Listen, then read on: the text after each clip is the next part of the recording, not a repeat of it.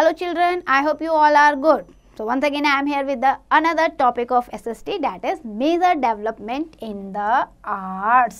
तो यहाँ पे जो डिफरेंट आर्किटेक्चर वर्क हुआ, डिफरेंट लिटरेरी वर्क हुआ, परफॉर्मिंग आर्ट्स में जो चेंजेस आए उसके बारे में हम डिस्कस करेंगे। आपको पता है India is the land of diversity और इंडिया में एंशियंट टाइम से ही different types of arts form prevail करती है। तो सबसे पहले हम बात करते हैं लिटरेचर की।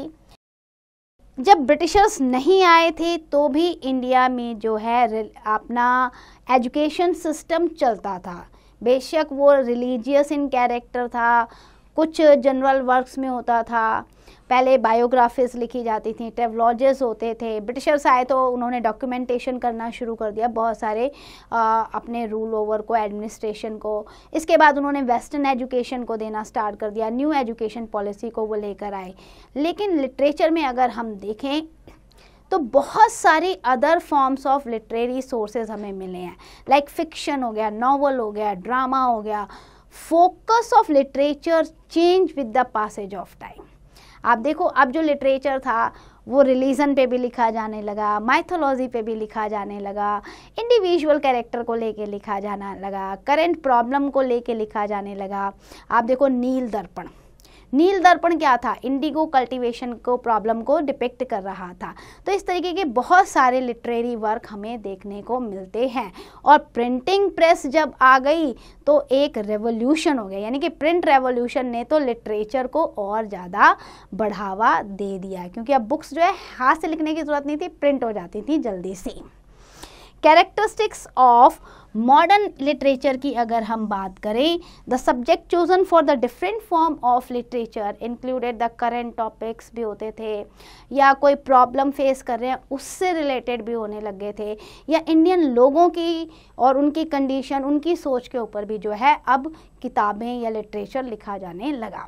मॉडर्न इंडियन लिटरेचर जो था वो फोकस कर रहा था कि इंडियन के अंदर राष्ट्रवाद, नेशनलिज्म की फीलिंग को कैसे लाया जाए, उससे रिलेटेड लिटरेचर लिखा जा रहा था।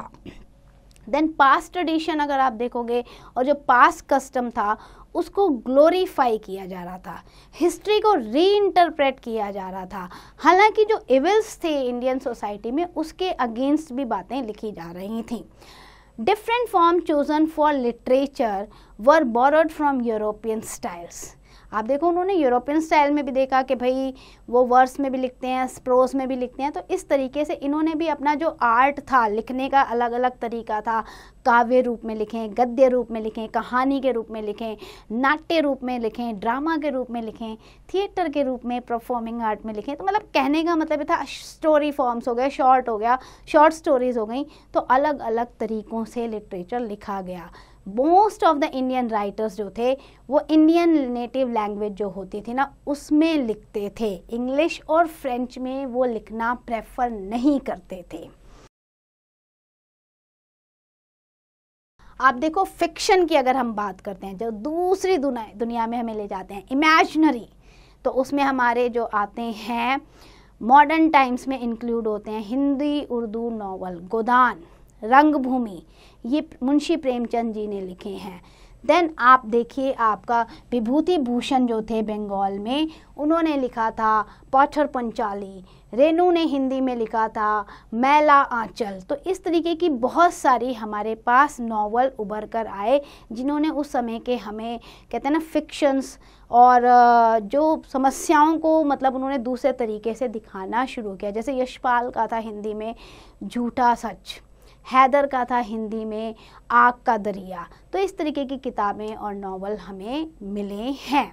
शॉर्ट स्टोरी की बात करें, बहुत सारे राइटर्स ने शॉर्ट कहानियों को भी लिखा है, जैसे प्रेमचंद जी ने लिखा है, रविन्द्रनाथ टैगोर, किशन चंद्र, आपके राजेंद्र सिंह बेदी, इन सब ने शॉर्ट स्टोरीज भी लिखी हैं। पोएट्री में अगर हम देखते हैं, so Indian poetry followed the footstep of European style, with the local subjects. और इंडियन स्टाइल्स को भी आप देखो, इन्होंने पोएट्रीज जो है बहुत अच्छे तरीके से लिखी हैं, जिसमें नेशनलिज्म को, राष्ट्रवाद को, देश के प्रति जो कहते हैं ना एक प्राइड मूवमेंट, उसको बढ़ावा इन्होंने दिया है। रविन्द्रनाथ टैगोर बंगाली में लिखते थे, इकबाल उर्दू में लिखते थे, देन आपका केशवसुत मराठी में, उसके बाद आप ये देखिए आपका सुब्रमण्यम भारती तमिल में। तो some poets also paid attention to the realism also, realism पे भी उन्होंने लिखा है। पोइट्री के बाद अगर हम बात करते हैं तो ड्रामा की, इंडियन ड्रामेटिस्ट जो हैं उन्होंने बहुत अच्छे अच्छे ड्रामास को लिखा है जो फेमस हुए आपके, आप देखिए नेटिव लैंग्वेज में बादल सरकार ने बंगाली में लिखा, देन विजय तेंदुलकर ने मराठी में लिखा, देन गिरीश कर्नाड ने कन्नड़ लैंग्वेज में लिखा। तो इस तरीके से अपनी अपनी भाषाओं में ड्रामास को भी लिखा गया है।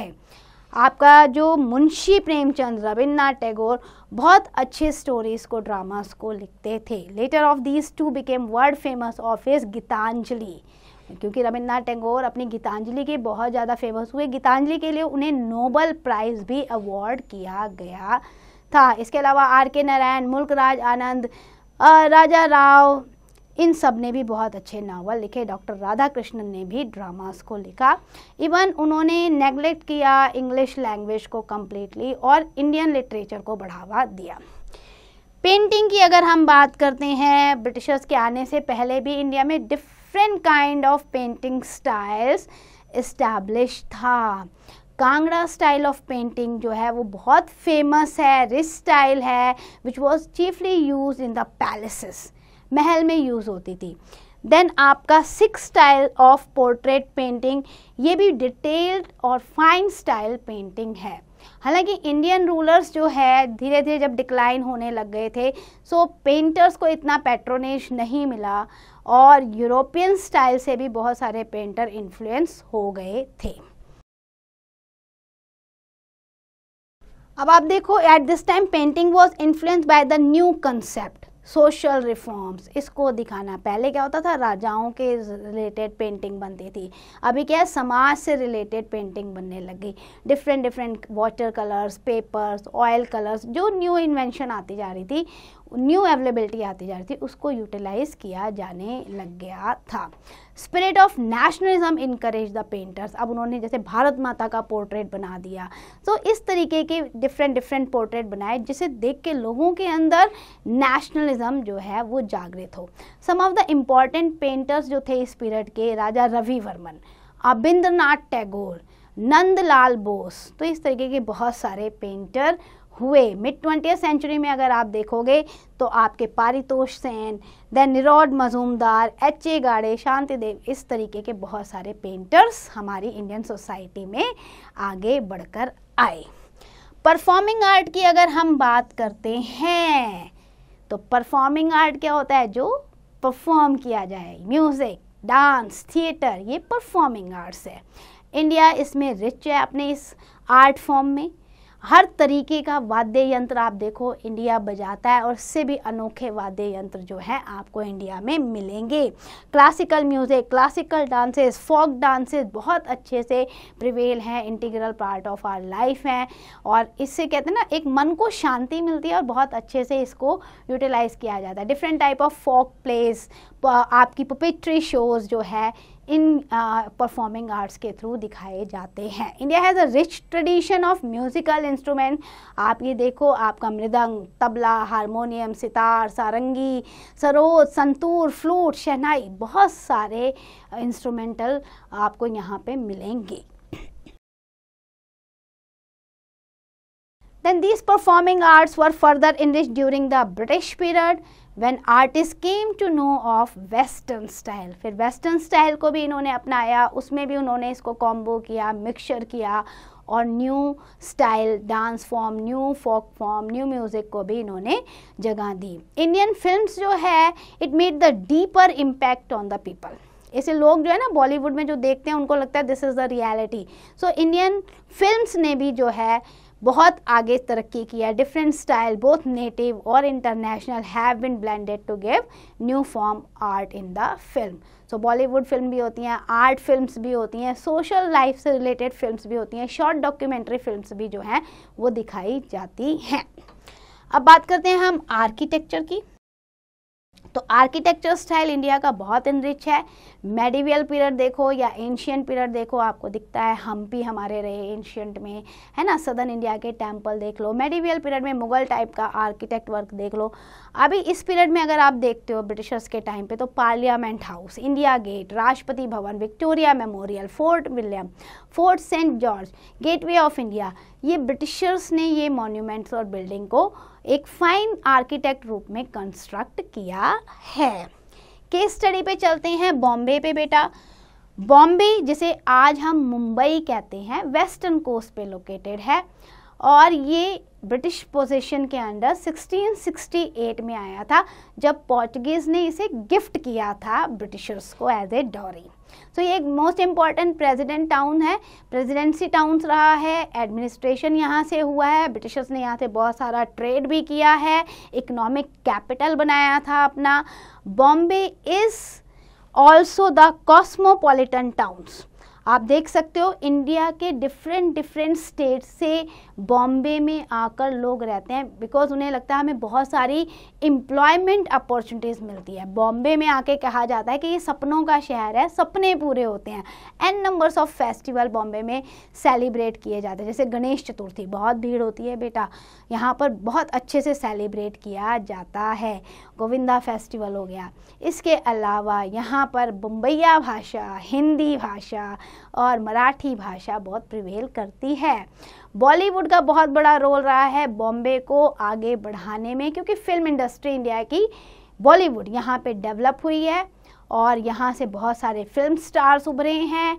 इस वजह से भी जो है डांस, म्यूज़िक, पेंटिंग, आर्किटेक्ट, इन सब में एक माइलस्टोन की तरह बॉम्बे आगे बढ़ा है।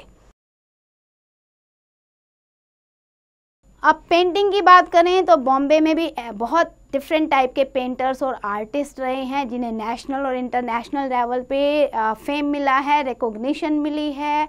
आप देखिए 2 मोस्ट इम्पॉर्टेंट आर्ट गैलरीज जो हैं, एक है आपकी जहांगीर आर्ट गैलरी और दूसरी है आपकी national gallery of modern art.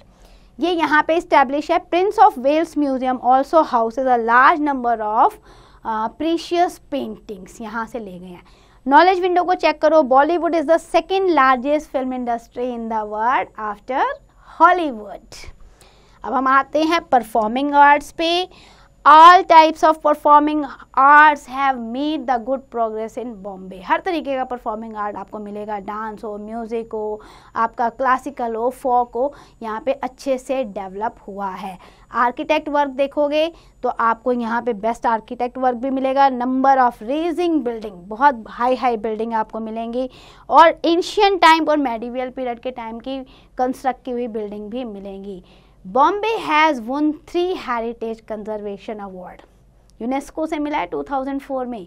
Some of the first finest building in the Bombay है आपकी विक्टोरिया टर्मिनस, जिसे हम छत्रपति शिवाजी टर्मिनस भी कहते हैं अब।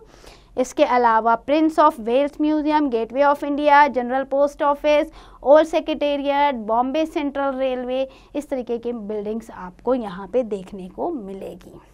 बॉम्बे के बाद हम बात करते हैं मद्रास की।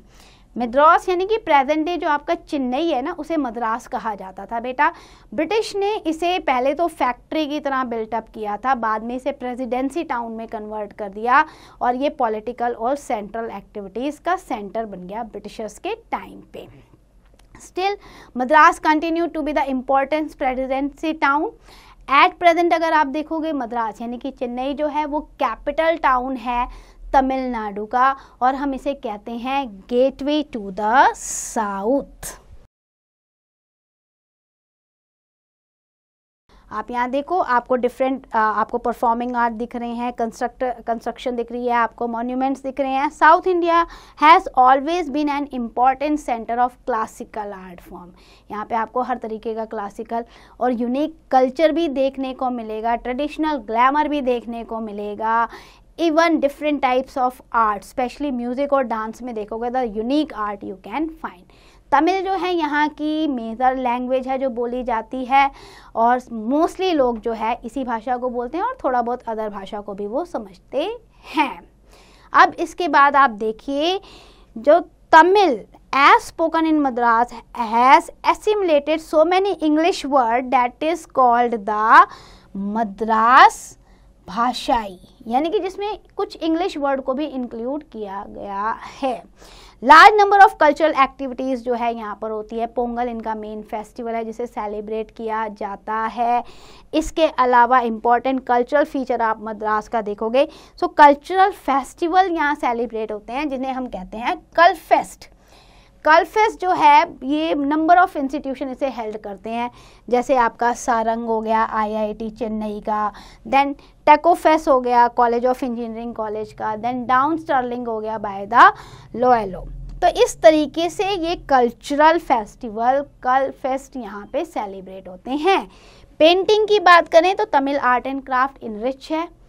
सम ऑर्गेनाइजेशन है जो पेंटर्स को इनकरेज करती हैं इस प्लेटफॉर्म पे उनके टैलेंट को आगे लाने के लिए, जैसे CP आर्ट सेंटर है आपका, देन आपका चोलामंडल आर्टिस्ट विलेज है, देन आपका दक्षिण चित्रा है, जहाँ पे पेंटर्स को इनकरेज किया जाता है अपने टैलेंट को उभारने के लिए।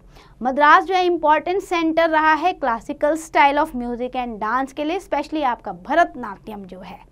However, the modern and western style भी यहाँ पे इस्टेब्लिश हुआ है। अपार्ट फ्रॉम डैट आपका कल क्षेत्रा ये इम्पॉर्टेंट सेंटर है which encourage the classical variety of music. तो इसमें भी मद्रास इनरिच है। आपका इम्पॉर्टेंट फीचर है मद्रास का music season which is of 5 days long cultural event. 5 दिन तक ये चलता है और यहाँ पे जो आर्टिस्ट परफॉर्म करते हैं वो कार्नेटिक म्यूजिक में परफॉर्म करते हैं। So let's do the quick revision. हमने इस चैप्टर में क्या डिस्कस किया कि art shows the progress of Mankind and development. Art की अपनी एक वैल्यू है। आर्ट डिफरेंट फॉर्म में हो सकती है, पेंटिंग में, स्कल्पचर में, आर्किटेक्चर में, लिटरेचर में, कहीं पे भी हो सकती है। देन मॉडर्न लिटरेचर जो है उसमें फिक्शन भी है, वर्स भी है, ड्रामा भी है और करंट प्रॉब्लम भी है। मॉडर्न इंडियन लिटरेचर जो है वो फोकस करता था और करता है इंडियन नेशनलिज्म को अराइज करने में। पेंटर्स जो है उन्हें इंस्पिरेशन मिलता था पास्ट से भी और even blended with the modern ideas also. Traditional heritage in performing art was maintain with the western style. Then हमने डिस्कस किया modern architecture blended different style, Hindu, Persian, Mughal, western, सबको ये दर्शाता है। बॉम्बे और मद्रास दोनों ही कॉस्मोपॉलिटन सिटीज़ हैं और दोनों ही क्रूशल रोल प्ले करती हैं in the development of arts. So that's and for the chapter. I hope you understand each and every topic. Please do the exercise carefully.